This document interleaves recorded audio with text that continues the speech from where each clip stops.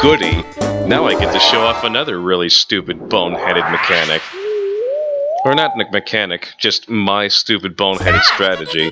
This is a it's not match 3, it's match 2 puzzle game, which is pretty fun on its own right, but you only need to get to 100 points.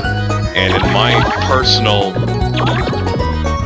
experience with this game, it's way easier just to mash on the drop button, get lucky with combos and whatnot to get to 100 points.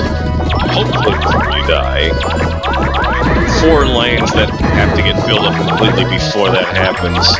And I keep getting these blue, I keep getting them confused. There's the Womp and there's the Thwomp. I think that's the Thwomp. Or maybe it's the other way around. Either way, it squishes up stuff like that, which not only makes matches easier to have happen, but it also gives you a little bit more breathing room.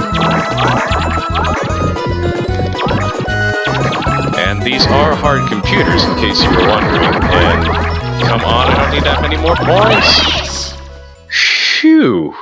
I was 1 block away from losing that game, but the power of my stupid strategy worked wonders once again. And I'm sitting pretty with a 1-star lead and enough coins to buy a star if I somehow manage to make my way over there. And we keep getting more questions. But yeah, the nice thing about it, if you get X questions, is that you could potentially get multiple items from landing on one space, which is awful nice.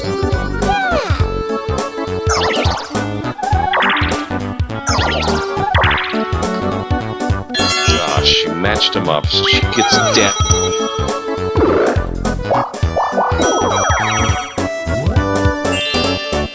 Has anyone gone to the left? Like, from that initial junction?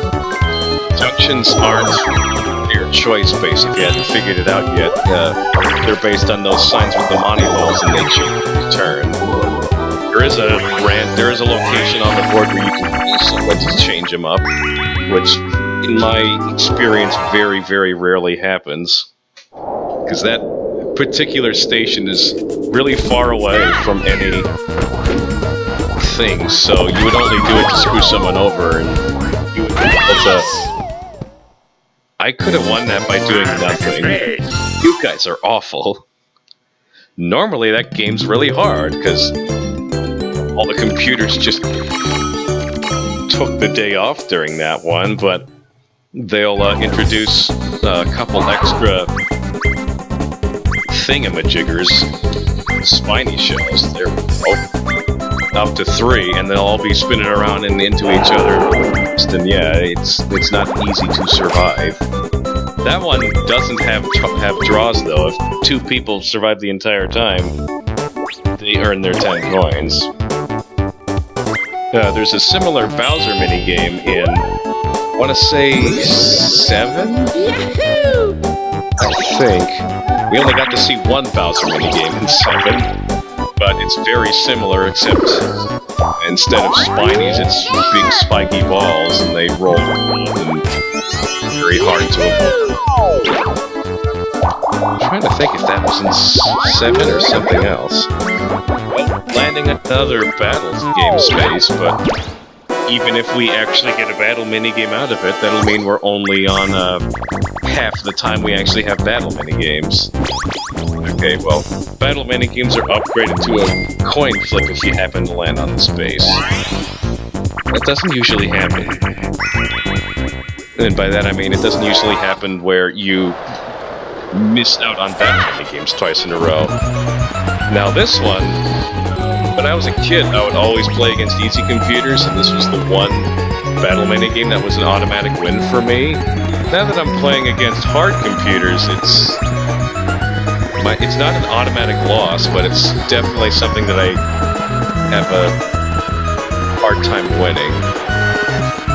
You can see what I'm doing. I'm just trying to my Piranha Plant under the cloud for as long as possible, which is easier said than done because I'm constantly getting pushed around. I think I got a decent amount of... Okay, never mind, I got last. Wow, Mario and I had the exact same animation there. We just kind of flop onto the ground, play dead. At least these are still relatively low-stakes battle minigames. Now, I'm not having a look-see at how long this recording is going on for, but maybe 15 turns wasn't such a great idea, because this might be a short round, but... whatever. Short round. At this current point in time, I don't see a whole lot of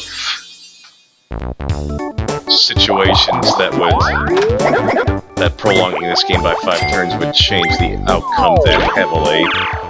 I'm not leading by a crap load like I was in Mario Party 7, however, I still have a star lead and a significant coin lead. Ignore me. And speaking of coin lead, totally forgot to talk bonus stars. I have no idea who's in the lead for Coin Star, actually, because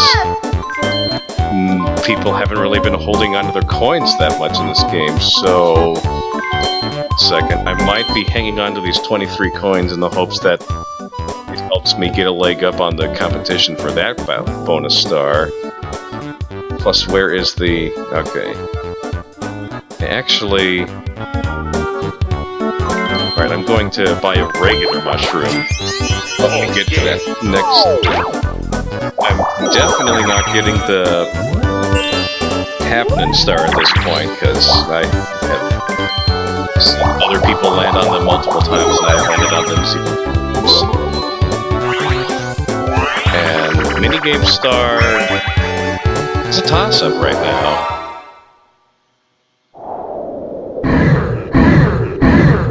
This game is definitely benefits me as a member of the team of 3, mostly because I know I only am assigned to one button, so I just have to react when that one button appears above my head, and not press it any more times. Because if you get overzealous and you start going to ham on the button, then it'll have the same effect as if you press the wrong button, and you'll get stunned for a short bit, and who won?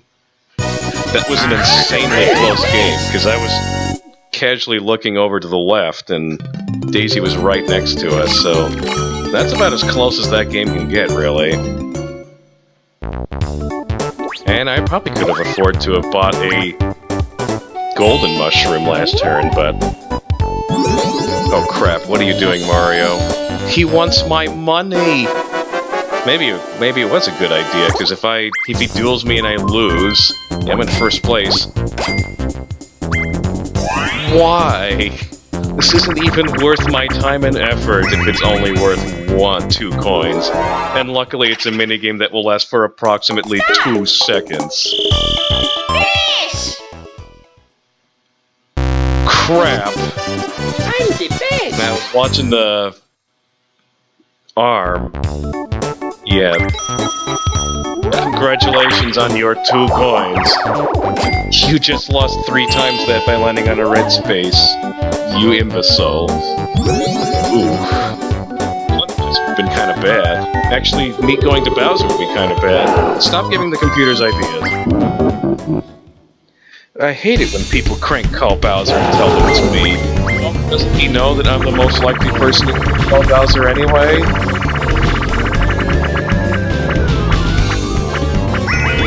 Well, there goes all me money. Arr, Bowser, you're spending all me money. We're not talking about this or this. We're talking about this. I made a star shape with my fingers, if you couldn't tell what joke I was going for. Yeah, next time I play Mario Party 3, I will probably turn off computer minigames, because by this point we'll probably have seen most of the item minigames. That could potentially have some interesting implications, mostly because I'm the only one even remotely close to the star.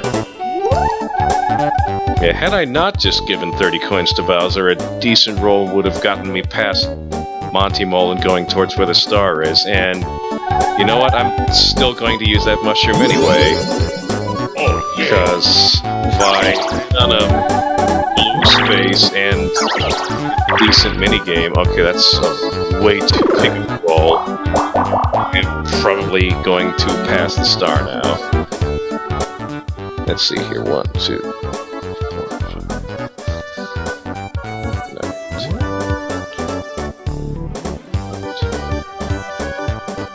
Alright, yeah.